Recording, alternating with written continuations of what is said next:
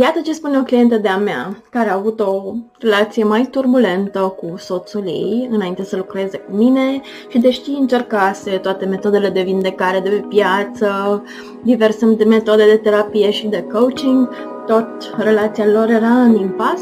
Spune că datorită lucrului cu mine, această relație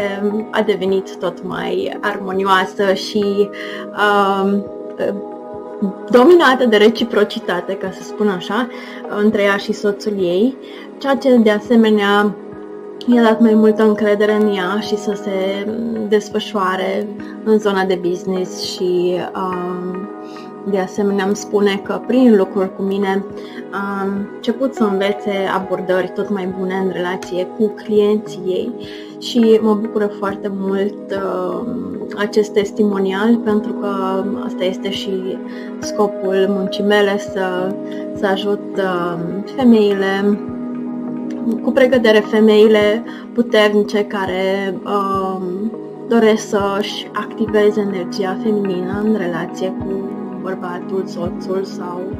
viitorul soț sau viitorul bărbat, chiar să reușească acest lucru și să-și transforme viața, nu doar pe plan personal, ci pe toate planurile. Bineînțeles, dacă vrei să lucrezi cu mine, focusul nostru va fi cel pe relații. Relația cu tine, relația cu prezentul tău și cum anume îți poți folosi energia să creezi în prezent ceva magnific și de asemenea viitorul tău, cum anume poți să-ți folosești capacitățile de a vizualiza